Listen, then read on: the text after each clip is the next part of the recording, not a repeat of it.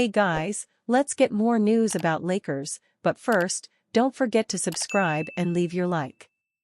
Spurs news, schedule update, Rising Stars roster, NBA Roy ladder. With over half the season complete and the team back from their week-long trip to Paris, the San Antonio Spurs will return to action on Wednesday night at the Frost Bank Center as they welcome the LA Clippers to town. As they get ready to do so, there have been multiple notable news bits to break recently concerning the Spurs. Outside of the rumors concerning De'Aaron Fox, these are the newest team news items. Back in the earlier part of this month, wildfires raged out of control in the hills surrounding Los Angeles.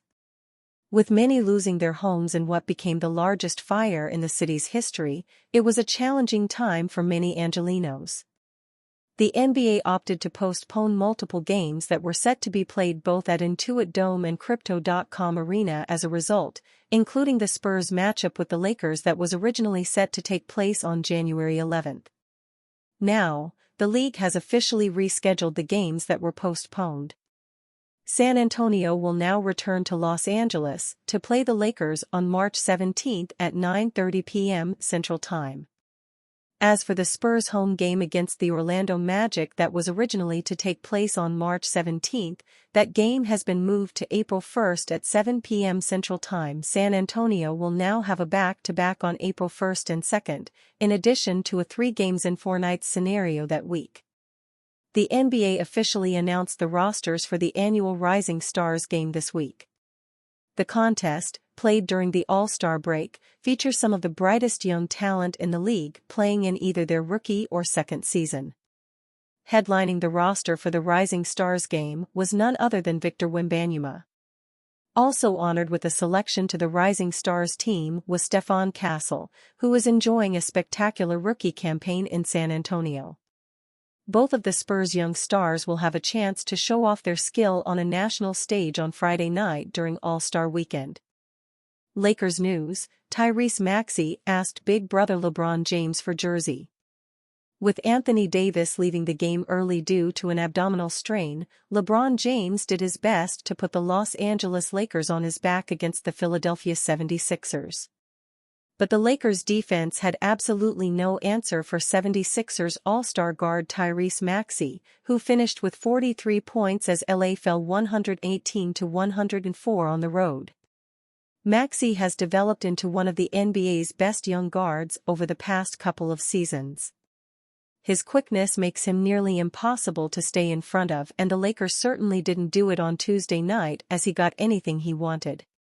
The night got better for Maxey after the game as well as he asked and received a jersey from LeBron, whom he is very close with, via NBA on X. I told him after the game, I said, "Look man. I waited 5 years to ask for a jersey. I know I've known you for a while, but I think I'ma go ahead and get it this year." And he was like, "Alright, cool. But he's like a big brother to me." Same agent. I worked out with him a few times every summer. We worked out at 6, and I would beat him to the gym a few times and he was like, "Nah, I can't let that happen," so he started getting to the gym at 5 and lifting. So he was in a full sweat like at 5:30 once I got to the gym and I was like, "Man, you got it, man. You win, I ain't gonna lie. But he's great. He's the greatest ever." Him and Jordan are right there neck and neck, and what he's done for our game has been amazing. Maxey is represented by Rich Paul and Clutch Sports, so that has allowed for the relationship between him and LeBron to grow over the years. After 5 years, he finally felt ready to ask for a jersey from someone he clearly admires, and it was great for the two to be able to have that moment. Obviously LeBron would have liked for this to have come after a Lakers win, not a disappointing performance like the team put on. But even still, it is always great to see the young talents of the league acknowledge all he has done for the game of basketball. LeBron James also got to share some court time with his son Bronny James as JJ Redick turned to the Lakers rookie guard. Unfortunately, he couldn't get his shots to fall and struggled, as most do, trying to defend Tyrese Maxey. But LeBron still was encouraged. After the game, LeBron spoke about Bronny's performance, believing he played well early on, but felt that the most important thing is that he continues to get more comfortable and feels the Lakers rookie will continue to use this to get better.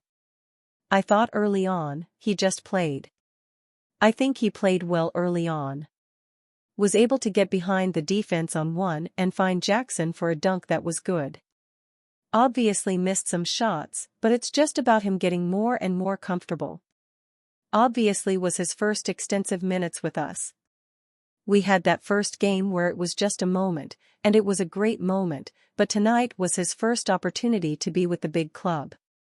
He's gonna continue to use that to get better and better, just like his first time he played with the G League. The more and more opportunities you get, hopefully he does get more opportunities with us. That's obviously out of his hands, but what he can control is how he works on his game to get better and better, which we've seen him do since the moment he entered that Minnesota game to today. Lakers have started trade talks for $41 million big man, report. The Los Angeles Lakers are one of the teams that are expected to be active in the market before the February 9th trade deadline. Several names have already been linked to LA in the rumor mill, but it appears that they have now set their sights on one particular player. According to NBA insider Anthony Irwin of Clutch Points, the player in question is Indiana Pacers big man Myles Turner, who is currently playing in the final year of his $40.9 million, two-season deal. The 6'11" big man is expected to be an unrestricted free agent this summer, which could give Indiana the right amount of motivation to trade him now as opposed to losing him for nothing in the offseason. Irwin reports that according to his sources, the Lakers and the Pacers have begun their seemingly annual tradition of negotiating a Turner deal. As the report indicates, this is not the first time the Lakers have been linked to Turner. However, they appear to be very serious about their pursuit this time around. According to sources with knowledge of the situation, the Lakers have held extensive conversations about Turner internally and are weighing whether it makes sense to put both the first-rounders they can move this trade deadline on the table for him, Irwin wrote. The report also notes that the Lakers have moved on from their two primary big man targets Jonas Valanciunas and Nikola Vucevic because the Washington Wizards and the Chicago Bulls, respectively, are asking for too much for their stars. LA has reportedly now shifted their attention to Turner, who they seem determined to finally land after years of fruitless pursuit.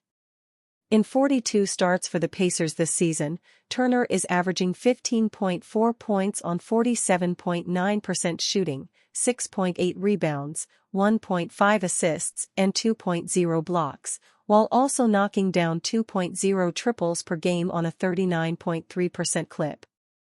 And you fan? What do you think of the situation of Myles Turner?